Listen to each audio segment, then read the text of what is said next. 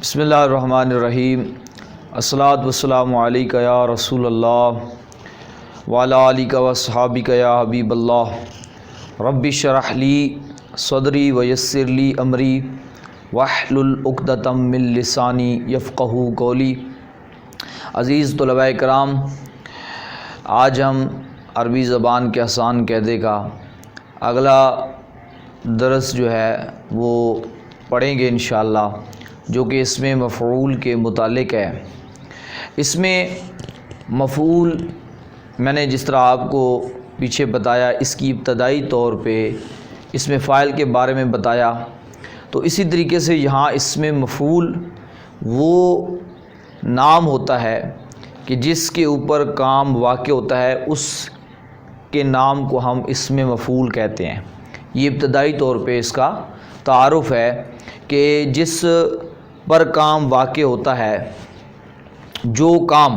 واقع ہوتا ہے اس کام کے اعتبار سے ہم جو اس کو نام دے دیتے ہیں وہ اس میں مفعول کہلاتا ہے۔ مثلا لفظ ہے مضروبن۔ اب ضرب، ٹھیک ہے جی، ضربا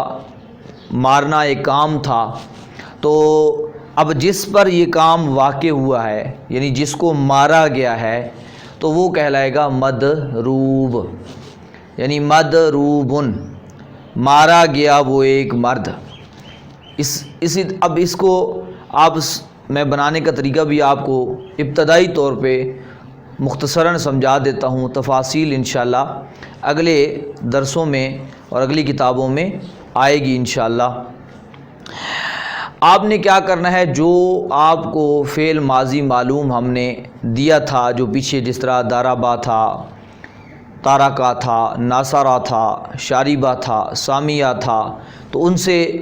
آپ نے کیا کرنا ہے، ان کے شروع میں میم کا اضافہ کر دینا ہے۔ مثلا لفظ ضربا تھا، اس کے شروع میں آپ نے میم کے اوپر زبر، تو اس کا اضافہ کر دینا ہے۔ اور جو پہلا حرف ہے آپ کے پاس، جو بھی جس طرح یہاں پر ضربا میں دعاد ہے، اس کو آپ نے ساکن کر دینا ہے، یعنی اس کے اوپر سے حرکت ختم کر کے اس پر جزم دے دینی ہے۔ اور آپ نے جو دوسرا حرف ہے اس کلمے کا، اس کو پیش دے دینی ہے،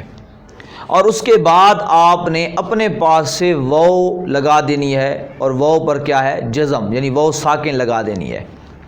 اس کے بعد جو تیسرا حرف ہے اس کو آپ نے دو پیشیں دے دینی ہیں، تو اس طریقے سے آپ کا مفعول بن جائے گا۔ اب میں آپ کو مثال جو آپ کے سامنے رکھی ہوئی ہے، ضربا ہے، اس کا پہلا حرف ہے دعاد، اس سے پہلے میں نے لگا دی میم، اور میم پر زبر لگا دی، تو کیا ہو گیا، اور دعاد کو میں نے کیا کر دیا، ساکن، تو ہو گیا مد، اور را کو میں نے پیش دے دی مد رو، اور پھر میں نے واو لگا دی مد رو، اور با پر میں نے دو پیشیں لگا دیں، تو مضروبن ہو گیا، مضروبن ہو گیا۔ اس طریقے سے آپ تھوڑا سا غور کریں گے تو اس کے علاوہ اور بھی جتنے الفاظ ہیں وہ بھی اسی طریقے سے بنیں گے۔ میں آگے جا کر مثال دیتا ہوں، لیکن اس کو میں پہلے 6 سیغے آپ کے سامنے مکمل کر دیتا ہوں۔ تو اس میں مفعول میں بھی جو غیب، حاضر اور متکلم کا تصور ہے وہ نہیں ہوگا، تو یہاں مذکر اور مؤنث، واحد، تثنیہ، جمع کے حساب سے 6 ہی سیغے وجود میں آئیں گے۔ تو پہلا سیغہ مضروبن ہے، جس طرح ابھی میں نے آپ کو بتایا، مارا گیا وہ ایک مرد، یہ واحد مذکر اس میں مفعول ہے۔ اور اب اس کے آگے آپ نے اسی طرح الف نون بڑھا دینا ہے، جس طرح اس میں فاعل میں کیا تھا، جو کام سیم اس میں فاعل میں آپ نے تثنیہ بنانے کے لیے کیا تھا وہی یہاں پر بھی کرنا ہے۔ پہلے سیغے کے بعد مضروبن تھا، مضروبان ہو گیا، مضروبون ہو گیا جمع کے لیے۔ آگے ہے مؤنث، مضروباتن، گول تا لگا دی، ماری گئی وہ ایک عورت، مضروباتان، تا کے بعد الف نون لگا دی، مضروباتن، الف تا کا اضافہ کر دیا، تو یہ 6 سیغے اس میں مفعول کے وجود میں آ جائیں گے۔ ایک اور مثال سامنے رکھیے، میرے پاس لفظ تھا قاتلا، قاتلا، قتل کیا اسے ایک مرد نے۔ اب میں یہ کہتا ہوں کہ جس کو قتل کیا گیا، یعنی جس پر یہ قتل کا وقوع ہوا ہے، فعل ہوا ہے، جس کو قتل کیا گیا ہے، اب وہ کیسے میں کہوں گا؟ تو میں نے قانون جو میں نے آپ کو سمجھایا ہے، طریقہ، قاف سے پہلے میں نے میم زبر والی لگا دی، قاف کو ساکن کر دیا تو ہو گیا مق، اور پھر تا پر پیش لگا دی، دوسرا حرف ہے تو تا پیش تو ہو گیا مقتو، اور پھر وہ لگا دی اپنے پاس سے تو ہو گیا مقتو، اور جو لام تیسرا حرف تھا اس کو میں نے دو پیشیں لگا دی تو لام دو پیش لن ہو گیا مقتولن، مقتولن، قتل کیا گیا وہ ایک مرد، مقتولان، مقتولونا، مقتولتن، اگر عورت ہوگی تو مقتولتن، اور دو ہوں گی تو مقتولتان، مقتولاتن، یعنی جو آخری صیغہ ہے اس کے اندر آپ نے تا کو ختم کر دینا ہے جو شروع میں پہلے میں آ رہی ہے، اب اس کو آپ نے مقتولا ہے تو لا کے بعد الف تا کا اضافہ کر دینا ہے، جس طرح آپ کو سرخ کلر میں اللون الاحمر میں یہاں پر واضح طور پہ نظر آ رہا ہوگا، نشاندہی کر دی گئی ہے، تو ان آپ نے حروف کا اضافہ کر کے صیغے بنا لینے ہیں۔ تو پہلا اسی طریقے سے اگر میں آپ کو ایک اور مثال دے دوں، کھولا گیا وہ ایک تالا، کھولا گیا وہ ایک تالا، تو اب آپ کیا کہیں گے، آپ کے پاس لفظ ہے فاتح جو میں نے آپ کو دیا تھا، اب میم میں نے شروع میں لگائی تو کیا بن گیا، فا کو ساکن کر دیا مف، اور تا کو پیش دی وہ بڑھا دی مفتوحن، مفتوحن،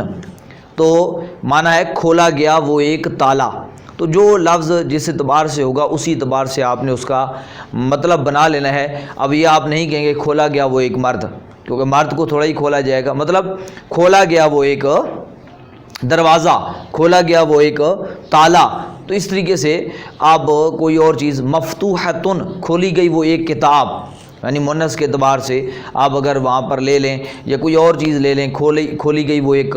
کھولا گیا وہ ایک رسالہ، ٹھیک ہے جی، تو اس طریقے سے آپ اس کا ترجمہ کر لیں گے۔ تو اب آپ کے پاس جتنے بھی ماضی میں الفاظ ہیں ان سے آپ خود کوشش کریں کہ یہ سینکڑوں ہزاروں الفاظ اردو میں بھی آپ کے پاس ایسے ہوں گے جو مفعول کے وزن پر استعمال ہوتے ہوں گے، آپ نے ان کو اس طریقے سے آپ نے طریقہ اب آپ کو سامنے رکھ دیا، آپ خود بھی بنا سکتے ہیں، اور الفاظ پہ غور کریں گے تو اس وزن پر آپ کو بہت سارے اور الفاظ مل جائیں گے، اور جو مشق میں بھی الفاظ موجود ہیں آپ ان سے بھی اس طریقے سے الفاظ بنائیں اور ان کا ترجمہ کریں، اور تو انشاءاللہ عز و جل اس کی آپ کو یہ ازبر ہو جائے گا، اور مشق کرنے کی پوری کوشش کیا کریں تاکہ آپ کی زبان پر یہ چیز جاری ہو جائے اور آپ خود اپنے طور پہ اس کو بنا سکیں، یہاں تک آ کے عربی زبان کے آسان قاعدے کی جو ہمارے پاس ابتدائی طور پہ گردانے اور صیغے تھے وہ چند ابتدائی تعارف کے ساتھ